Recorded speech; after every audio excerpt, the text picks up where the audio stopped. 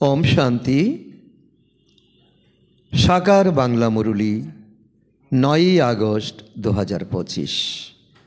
আজকে বাবা বলেছেন, মিষ্টি বাচ্চারা, এই পুরুষোত্তম সঙ্গম যুগ হল কল্যাণকারী যুগ।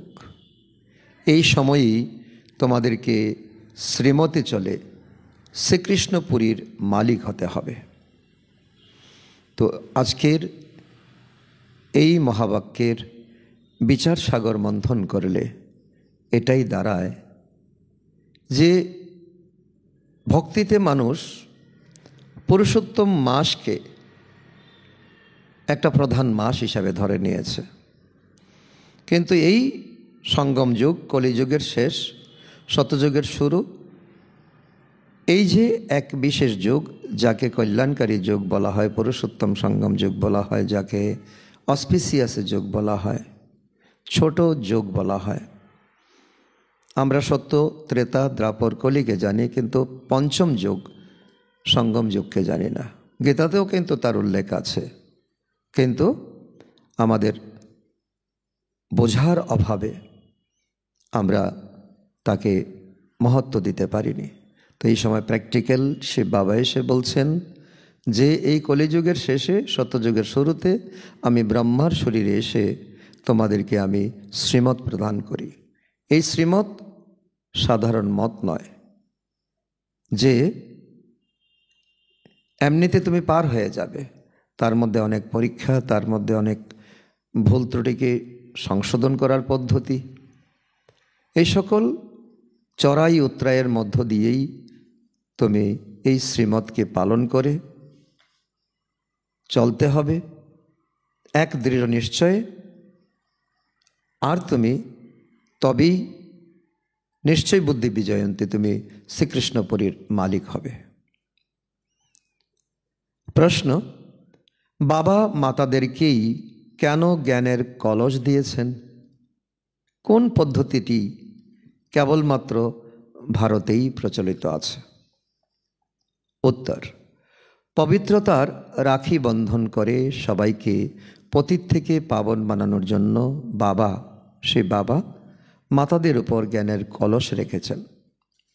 রাখি বন্ধনের এই পবিত্র উৎসবটি ভারতেই প্রচলিত রয়েছে। ভাই বোনকে রাখি বাঁধে, এটা হলো পবিত্রতার প্রতীক। বাবা বলেছেন, বাচ্চারা, তোমরা শুধু আমাকে স্মরণ করো, তাহলে পবিত্র হয়ে পবিত্র দুনিয়ার মালিক হয়ে যাবে। তো রাখি বন্ধন দুনিয়াতে যা চালু আছে তা কোনো বিশেষ কথা নয়। বিশেষ কথা হলো এটা, তার মধ্যে কোন আধ্যাত্মিক রহস্য রয়েছে। এই আধ্যাত্মিক রহস্য যে এই সঙ্গম যুগে পরমাত্মা এসে পবিত্রতার যে রাখি বন্ধন আমাদেরকে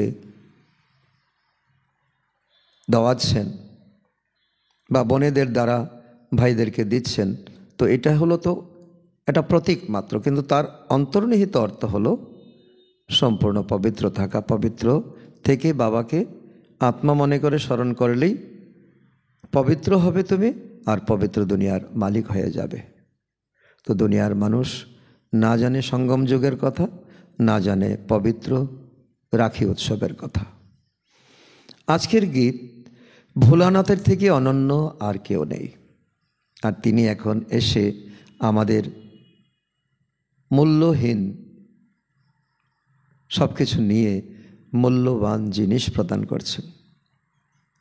এমন গ্রাহক পরমপিতা পরমাত্মা, এমন ব্যাপারী, যিনি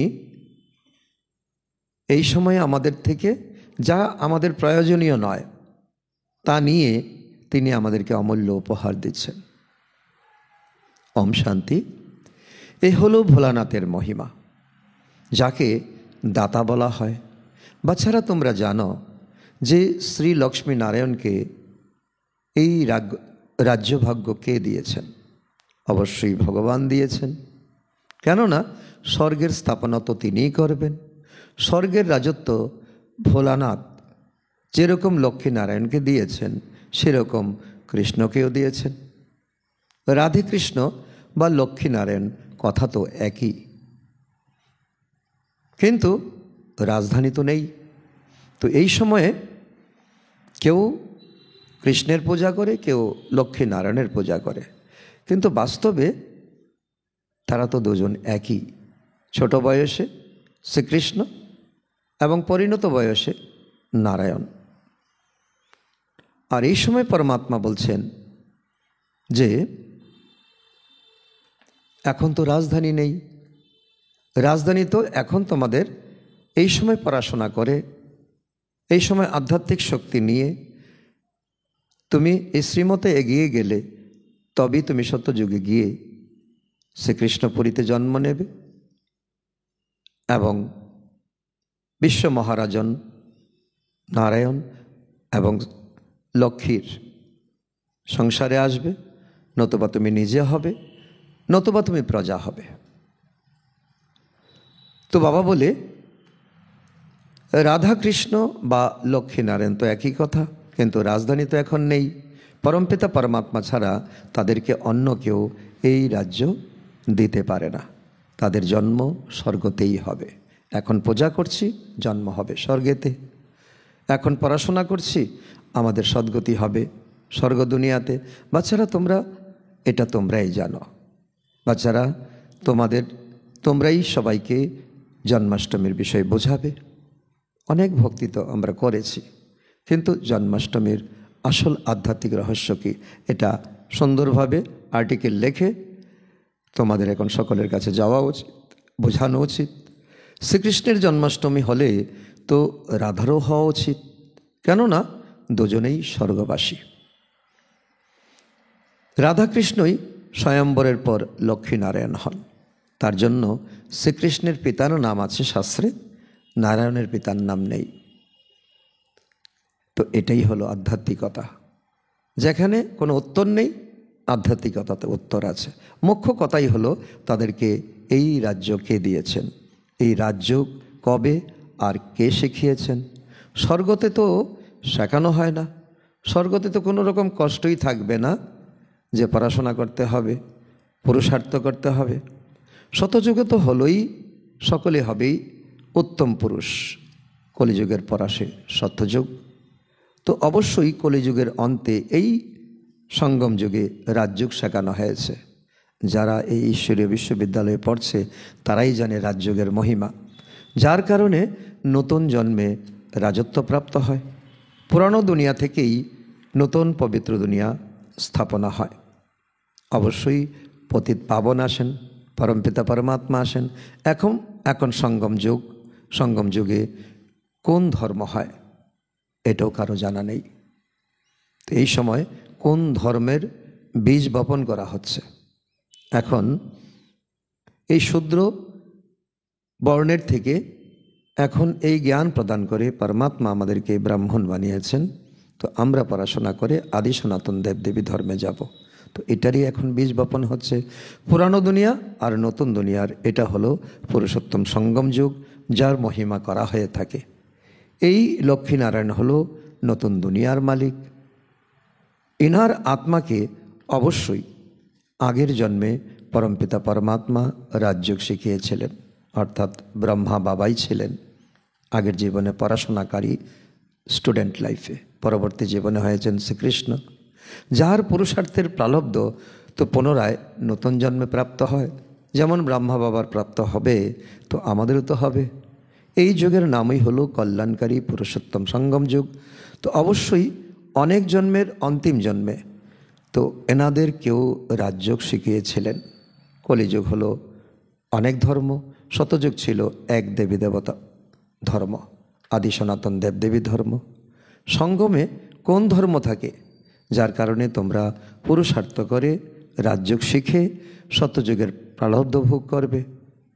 বোঝা যায় যে সঙ্গম যুগে ব্রহ্মার দ্বারাই ব্রাহ্মণদের জন্ম হয়। এই যজ্ঞরক্ষক ব্রাহ্মণ আমরা, যাদের তন মন ধনের দ্বারা এই অবিনাশী অশ্বমেধ রুদ্র গীতা জ্ঞান যজ্ঞ চলছে। চিত্রতেও আছে যে ব্রহ্মার দ্বারা কৃষ্ণপুরীর স্থাপনা, বিষ্ণু অথবা নারায়ণপুরী ব্যাপারটা তো একই। এখন তোমরা জেনে গেছো যে আমরা এই পড়াশোনা করে পবিত্র থেকে কৃষ্ণপুরীর মালিক হতে চলেছি। শিব ভগবানও বাঁচো, তাই না? এটা কোনো মহাত্মার কথা নয়, ধর্মাত্মার কথা নয়, স্বয়ং শিব পরমাত্মার কথা। কৃষ্ণের আত্মাই অনেক জন্মের অন্তিম জন্মে পুনরায় এই ব্রহ্মা হন, 84 জন্মগ্রহণ করেন। এটা হলো 84তম জন্ম। ওনারই নাম রাখা হয় ব্রহ্মা, না হলে ব্রহ্মা কোথা থেকে আসবে? ঈশ্বর রচনা করেন, তবে ব্রহ্মা বিষ্ণু শঙ্কর কোথা থেকে আসেন তাও তো আমাদের জানা দরকার। কিভাবে রচনা করেন? ছো মন্ত্র করলো আর এদের জন্ম হয়ে গেল, এটাই কি? তো বাবাই এদের ইতিহাস বলে দেন, কি করে ব্রহ্মা বিষ্ণু শঙ্কর। তো বাবা বলছেন এই সময় অ্যাডাপ্ট করা হয়, কারণ দাদা লেখরাজকে তিনি ছিলেন অত্যন্ত ভক্ত। 12 জন গুরু করেছিলেন সত্যকে জানার জন্য। কোথাও তিনি কোনো সার বস্তু খুঁজে পাননি, তো পরমাত্মা দেখেছেন, তো ইনিই আমার সেই রথ, যার শরীরে আমি কল্পপূর্বেও প্রবেশ করেছিলাম। এই কল্পেও প্রবেশ করে ব্রহ্মাকে সাক্ষাৎকার করানো হয়েছে, অ্যাডাপ্ট করানো হয়েছে, তাই তাদের নাম বদলে যায়। দাদা লেখরাজের নাম বদলে ব্রহ্মা রাখা হয়। তো ওনার নাম তো ব্রহ্মা ছিল না, তাই না? বলা হয় অনেক জন্মের অন্তিম জন্মে। তাহলে তো তিনি অবশ্যই পতিত মানুষ হয়ে গিয়েছিলেন। 84 জন্ম নিয়ে অন্তিম জন্মে ব্রহ্মাও তো পতিত ছিলেন। তো ব্রহ্মা কোথা থেকে এসেছেন কারোরই এ ব্যাপারে জানা নেই। চিত্রকাররা যেমন মনে হয়েছে তেমনভাবে তারা মূর্তি তৈরি করেছে। অনেক জন্মের অন্তিম জন্ম কার হয়েছে? লক্ষ্মীনারায়ণই অনেক জন্ম নিয়েছেন। নাম, রূপ, দেশ, কাল সবই পরিবর্তিত হয়ে যায়। কৃষ্ণের চিত্রতে 84 জন্মের কাহিনী পরিষ্কার করে লেখা আছে। জন্মাষ্টমীতে শ্রীকৃষ্ণের চিত্র অনেক বিক্রি হয়, কেননা কৃষ্ণের মন্দিরে তো সবাই যাবে, তাই না? রাধাকৃষ্ণের মন্দিরে সবাই যায়, কৃষ্ণের সাথে রাধা অবশ্যই থাকবেন। রাধাকৃষ্ণ, প্রিন্স প্রিন্সেস, লক্ষ্মীনারায়ণ মহারাজা মহারানী হন পরিণত বয়সে। তারাই 84 জন্ম নিয়ে পুনরায় অন্তিম জন্মে ব্রহ্মা সরস্বতী হন। এখন যেমন আমরা দেখছি যে ব্রহ্মা বাবা এবং মাম্মা কত ত্যাগ তপস্যা করেছেন, আর শিব বাবা বলছেন ফলো ফাদার মাদার। অনেক জন্মের অন্তিম জন্মে বাবা এসে ওনার মধ্যে প্রবেশ করেন আর ওনাকে বলেন যে তুমি নিজের জন্মকে জানো না। তুমি প্রথম জন্মে তুমি লক্ষ্মী নারায়ণ ছিলে। মাম্মাকে বললেন তুমি লক্ষ্মী ছিলে, আর বাবাকে বলবেন তুমি নারায়ণ ছিলে। পুনরায় এই জন্ম নিয়েছ, এখন হয়েছ তুমি দাদা লেখরাজ, আর মাম্মাকে বলছেন তুমি হয়েছ ওম রাধে। তারা তো অর্জুনের নাম বলে দিয়েছে। তারা বলে যে অর্জুনকে রাজযোগ শেখানো হয়েছে। তো অর্জুন তো বাস্তবে হস্তিনাপুরের পাণ্ডুর 5 সন্তানের মধ্যে একজন হলো অর্জুন। আসলে তো তারা সবাই কৌরব। তো অর্জুনকে আলাদা করে দিয়েছে, শাস্ত্রে দেখিয়েছে, কিন্তু তার নাম তো অর্জুন নয়। ব্রহ্মার তো জীবন চরিত্র চাই, কিন্তু ব্রহ্মা আর ব্রাহ্মণদের বর্ণনা কোনো শাস্ত্রে দেওয়া হয়নি। এ সমস্ত কথাই বাবা এসে বোঝাচ্ছেন। বাবা বলছেন যে কেন তোমরা অন্ধশ্রদ্ধাতে থাকবে, কেন তোমাদের জীবনে প্রকাশ আসবে না। সমস্ত বাচ্চারা শুনছে, পুনরায় বাচ্চারাই অন্যদেরকে বোঝাবে। তো ভগবানের কাছে তো সবাই আসবে না, তো কিছু সংখ্যক আত্মা এই জ্ঞানকে জেনে বুঝে তো অন্য আত্মাদের কাছে যাবে, এটাই তো নিয়ম। ভক্তিমার্গে কাহানি শুনে তারা পুনরায় অন্যদেরকে বসে শোনায়। তো তোমরাও এখন শুনছ ঈশ্বরীয় জ্ঞান, পুনরায় অন্যদেরকে ঈশ্বরীয় জ্ঞান শোনাবে। তো এটা হলো পুরুষোত্তম সঙ্গম যুগ, লিপ যুগ, অতিরিক্ত যুগ, অনেক তার নাম আছে, কল্যাণকারী যুগ, অসপিসিয়াস যুগ। পুরুষোত্তম মাস হলে তো 13 মাস হয়ে যায় না। ভক্তরা একটা মাসকে পুরুষোত্তম মাস ধরে নিয়েছে। এই মাসে তারা ভজন কীর্তন করবে, ভোরবেলায় উঠবে, নগর পরিক্রমা করবে, সংযমে থাকবে। তো এই সঙ্গম যুগের উৎসবই প্রত্যেক বৎসর তারা পালন করে। বাস্তবে এই সঙ্গম যুগে এই ব্রাহ্মণরা এত ত্যাগ তপস্যা করছে, তারা একটা মাস করে ভক্তরা। এই পুরুষোত্তম সঙ্গম যুগের বিষয়ে বাস্তবে কারো জানা নেই। এই সঙ্গম যুগেই বাবা এসে বাচ্চাদের থেকে পবিত্র থাকার প্রতিজ্ঞা করিয়ে নেন। এই শূদ্র যারা ছিল তাদেরকে এখন ব্রাহ্মণ বানিয়ে অ্যাডাপ্ট করে তাদেরকে এখন প্রতিজ্ঞা করান, রাখি বাঁধেন, পবিত্র রাখি। পতিত দুনিয়ার থেকেই পবিত্র দুনিয়া স্থাপন করেন। রক্ষাবন্ধনের প্রচলন ভারতের মধ্যেই আছে। তো বোন ভাইকে রাখি বাঁধে, কিন্তু সেই কুমারীও একসময় অপবিত্র হয়ে যায়।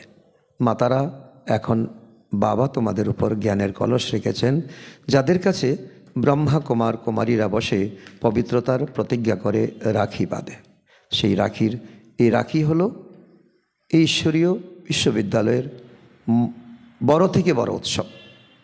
বাবা বলেন যে মামেকম স্মরণ করো, তো তোমরা পবিত্র হয়ে পবিত্র দুনিয়ার মালিক হয়ে যাবে।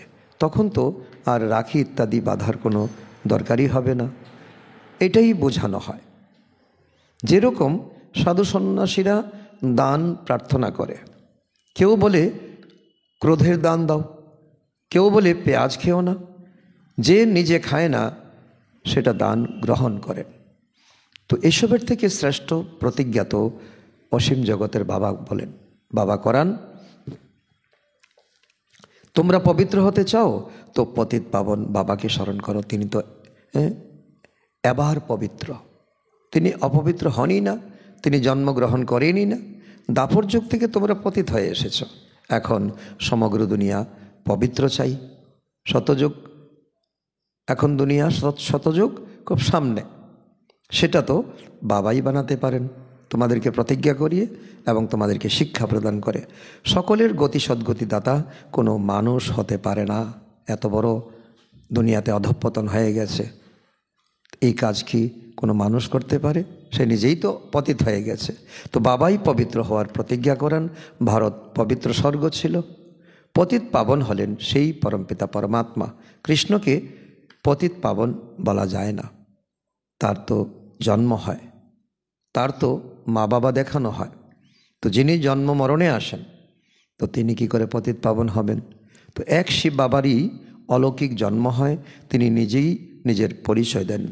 ওনার আরেক নাম হলো স্বয়ম্ভু। তিনি নিজে এসে নিজের পরিচয় দেন, আমি সাধারণ শরীরে প্রবেশ করি, শরীরের আধার অবশ্যই নিতে হয়, আমি জ্ঞানের সাগর পতিত পাবন রাজযোগ শেখাই। বাবাই হলেন স্বর্গের রচয়িতা আর নরকের বিনাশকারী। যখন স্বর্গ থাকে তখন তো নরক থাকে না, এখন তো সবটাই হলো অতি নরক, রৌরব নরক। যখন একদম তমপ্রধান নরক হয়ে যায়, তখনই বাবা এসে শতপ্রধান স্বর্গ তৈরি করেন। 100% পতিত থেকে 100% পবিত্র বানান। প্রথম জন্ম অবশ্যই শতপ্রধান প্রাপ্ত হবে তোমাদের। বাচ্চাদের বিচার সাগর মন্থন করে ভাষণ করতে হবে। বাবা প্রতিদিন অনেক অমূল্য রত্ন আমাদেরকে দান করেন, এক একটা শব্দ লক্ষ লক্ষ টাকার। তো তার মধ্য থেকে বাছাই বাছাই করে তাকে আমাদের বিচার সাগর মন্থন করতে হবে। প্রত্যেকের বোঝানোর প্রক্রিয়া তো আলাদা আলাদা হয়। বাবাও তো আজ একটি কথা বোঝাচ্ছেন, কাল আবার অন্য কথা বোঝাবেন, কারণ বাবা হচ্ছেন জ্ঞানের সাগর, তিনি উছাল মারেন। কারণ বাচ্চাদের এখানে তো ড্রামা চক্র অনুসারে পুরাতন বাচ্চাও আছে, নতুন বাচ্চাও আছে। যার জন্য যেটা প্রয়োজন বাবা সকলের পুষ্টিকরণ করেন। মনে করো টেপ রেকর্ডারের দ্বারা কেউ অ্যাকুরেট শোনে, কিন্তু অ্যাকুরেট শোনাতে পারবে না, পার্থক্য অবশ্যই হয়ে যায়। বাবা যা যা কিছু শোনাচ্ছেন তোমরা জানো যে এইসব কিছুই ড্রামার মধ্যে পূর্ব নির্ধারিত রয়েছে। পূর্বকল্পের মতোই প্রতিটি শব্দ আজ পুনরায় শোনাচ্ছেন। এই রেকর্ড ভরা আছে। সেই রেকর্ড যখন চলেছিল, সেই রেকর্ড শুনে কেউ শোনাচ্ছেন তা নয়, তার মধ্যে ডুপ্লিকেট হয়ে যাবে। সেই রেকর্ড আবারও চলছে। এই রেকর্ড ভরা আছে। ভগবান নিজে বলছেন যে আমি 5000 বছর পূর্বে যা কিছু শুনিয়েছিলাম সেই সব অক্ষর বাই অক্ষর সেটাই শোনাচ্ছি। তো এটাই আমাদের ধ্যান দিতে হবে। তো এই কথাটাও আমাদের বুঝে তো ভাষণ করার মতো আর্টিকেল তৈরি করতে হবে।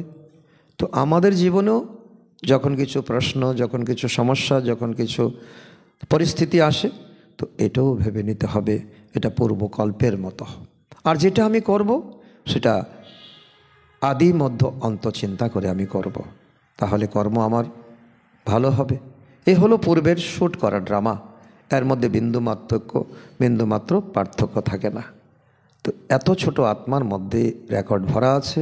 এখন কৃষ্ণ জন্মাষ্টমী কবে হয়েছিল, তো এও বাচ্চারা বুঝে গেছে। আজ থেকে 5000 বছরের কিছু দিন কম বলবে, কেননা এখন তোমরা পড়ছ। নতুন দুনিয়ার স্থাপনা হচ্ছে, বাচ্চাদের মনে খুশি হচ্ছে। তোমরা জানো যে শ্রীকৃষ্ণের আত্মা 84 বার জন্ম মৃত্যুর চক্র লাগিয়ে এখন পুনরায় কৃষ্ণের নাম রূপে আসছেন। শ্রীকৃষ্ণ অতি শীঘ্রই আসছে। আমরা প্রদর্শনী করতে গেলে সকলকে বোঝাই, বা কোর্স করতে আসলে সকলকে অবশ্যই এই চ্যাপ্টার বোঝানো উচিত।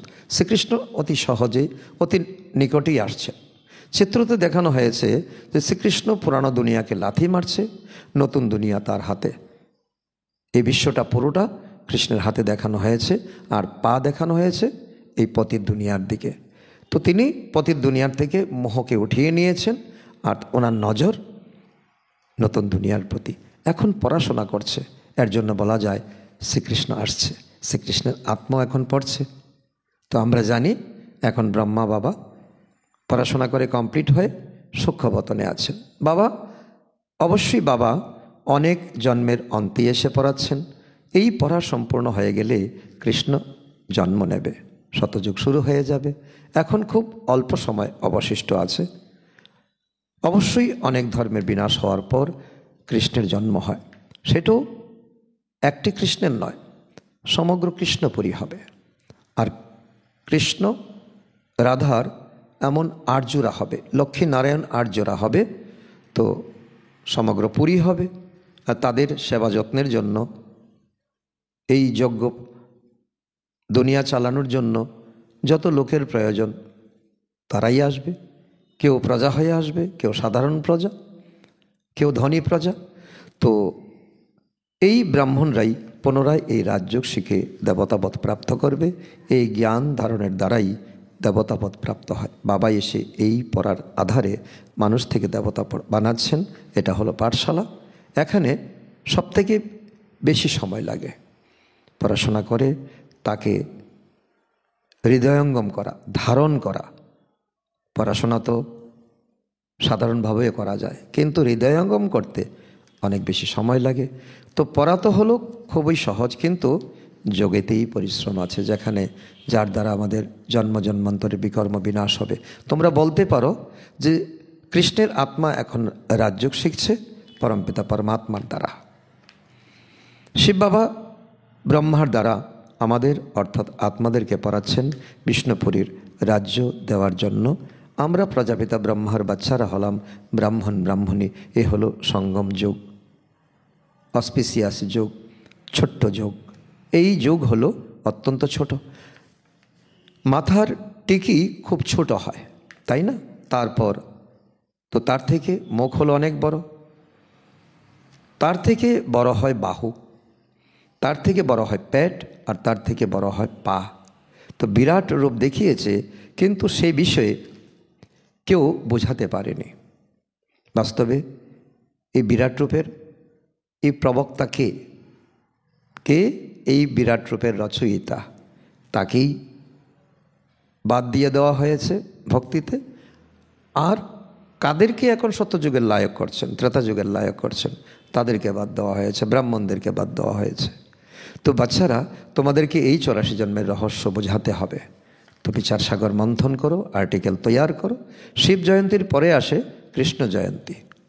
বাচ্চারা, তোমাদের জন্য এটা হলো সঙ্গম যুগ। তোমাদের জন্য কলিযুগ সম্পূর্ণ হয়ে গেছে। বাবা বলছেন যে মিষ্টি বাচ্চারা, এখন আমি এসেছি তোমাদের শোকধাম শান্তিধামে নিয়ে যাওয়ার জন্য। আগে যাবে শান্তিধামে, তারপর আসবে শোকধামে। তোমরা শোকধামের বাসিন্দা ছিলে না, পুনরায় এই দুঃখধামে তোমরা এসেছো। তোমরা ডেকেছিলে যে বাবা এসো এই পুরানো দুনিয়াতে, তোমরাই নিমন্ত্রণ দিয়েছ। তোমাদের দুনিয়া তো নেই, তোমরা ছিলে স্বর্গ দুনিয়াতে। এখন তোমরা কি করছো? যোগবলের দ্বারা নিজেদের দুনিয়া স্থাপন করছো। বলা হয় যে অহিংসা পরম দেবী দেবতা ধর্ম। তোমাদেরকে অহিংসক হতে হবে, না কাম কাটারি চালাবে, আর না নিজেদের মধ্যে লড়াই ঝগড়া করবে। বাবা বলেছেন আমি প্রত্যেক 5000 বছর পরে আসি। 1,00,000 বছরের তো কোনো কথাই নেই। বাবা বলেন যজ্ঞ তপ দান পুণ্যাদি করে তোমরা কেবল নিচেই নেমে গেছ। জ্ঞানের দ্বারাই তোমাদের সদ্গতি হবে, তোমরা উপরে উঠতে পারবে। মানুষ তো কুম্ভকর্ণের নিদ্রায় শুয়ে আছে, জাগরিত হতেই চায় না। ব্রহ্মাকুমারী কানে অমৃত দিচ্ছে, আরেক কান দিয়ে বয়ে যাচ্ছে, জাগরিত হতেই চায় না। তো এই জন্য বাবা বলেন আমি কল্পে কল্পে আসি। আমারও ড্রামাতে এই পার্ট নির্ধারিত হয়েছে। পার্ট ছাড়া আমি কিছুই করতে পারি না। ড্রামা আমার থেকেও বড়, আমিও ড্রামার বন্ধনে বাধা রয়েছি।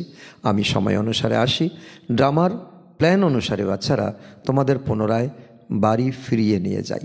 আসল বাড়ি এটা তো আমাদের নকল বাড়ি, মোহর বাড়ি, লোভের বাড়ি, কামনার বাড়ি। তো এখন ঈশ্বর বলছেন মনমনা ভব, কিন্তু এর অর্থ কেউ জানে না। অনেক ভক্তি করছে, কিন্তু মনমনা ভব কী করে হয়? তো বাবা বলছেন যে দেহের সমস্ত সম্বন্ধকে ছেড়ে মামেকম স্মরণ করো, আমাকে স্মরণ করো, তাহলে তোমরা পবিত্র হয়ে যাবে। বাচ্চারা বাবাকে স্মরণ করার জন্য পরিশ্রম করতেই থাকে। এটা হলো ঈশ্বরীয় বিশ্ববিদ্যালয়। সমগ্র বিশ্বের সদ্গতি দাতা দ্বিতীয় কোনো বিশ্ববিদ্যালয় হতেই পারে না। তো ঈশ্বর বাবা নিজে এসে সমগ্র বিশ্বকে পরিবর্তন করাচ্ছেন, নরক থেকে স্বর্গে পরিণত করছেন। তোমরা পুনরায় সেখানে রাজত্ব করবে। শিবকে বাবুল নাথও বলা হয়, কেননা তিনি এসে তোমাদের কাম কাটারি থেকে মুক্ত করে পাবন বানাচ্ছেন। বাবুল মানে কাটা, তো কামও এক কাটা, তো এই কাটা থেকে মুক্ত করে পবিত্র বানাচ্ছেন। ভক্তি মার্গে তো অনেক শো দেখায়, কিন্তু এখানে তোমাদের শান্ত হয়ে স্মরণ করতে হবে, একান্তে তোমাদের থাকতে হবে। তারা তো অনেক প্রকারের হরযোগ আদি করতে থাকে, তাদের নিবৃত্ত মার্গই হলো আলাদা।